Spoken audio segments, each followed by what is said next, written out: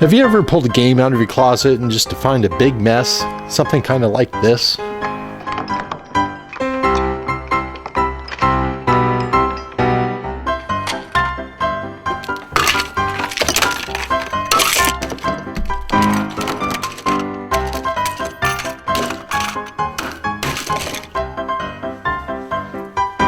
If you put your other foot down, so you don't have to put up that kind of a mess. Here at the Gamers Grind, we use a lot of Ziplocs for one.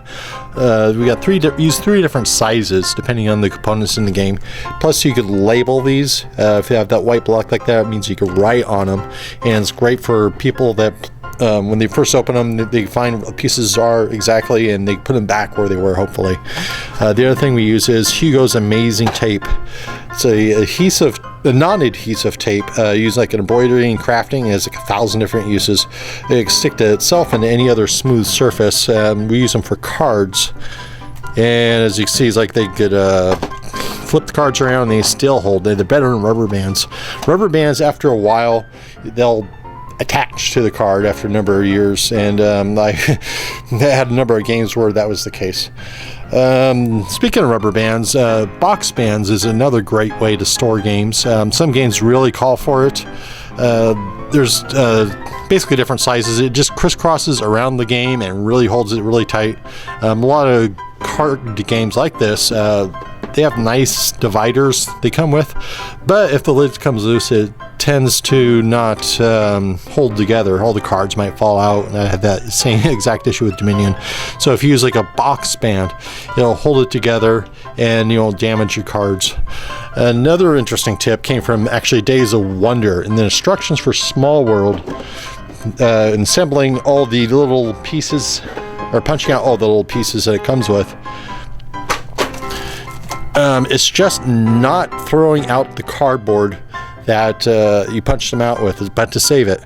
The reason why, if you see this little gap, that's where the punches, the tokens were before you punched them, and now you got this big gap, and the board fits in there, so it's going to be a big gap, and there's going to be things bouncing around. These will come loose, and it's a big mess.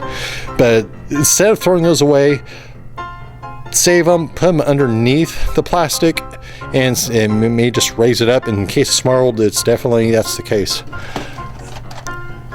The other tip is deck protecting cards. If you use a game a lot and you really want to protect it, those are perfect. They're just little plastic sleeves. Some are clear. There are some colored ones, and you just if you use the cards a lot, like, it'll keep them nice and crisp. And lastly, we got, kind of wondering why I had Cheetos and Jones soda and pop chips here. Snacks, they could really damage your game if you're not careful.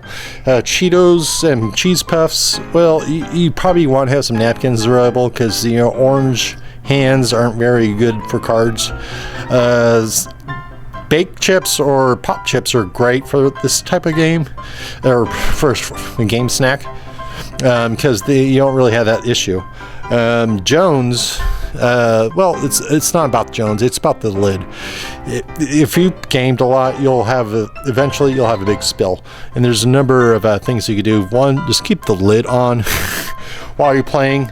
Another thing is you could keep the games, get snacks off the table. If you use like little end tables, little TV trays, or a nice little cart like this. You've been watching the Gamers Grind Show. The Gamers Grind is located at 6326 Main Avenue in Orangevale, California. Be sure to like us on Facebook, visit our website, and of course, come on down and play some games off the wall.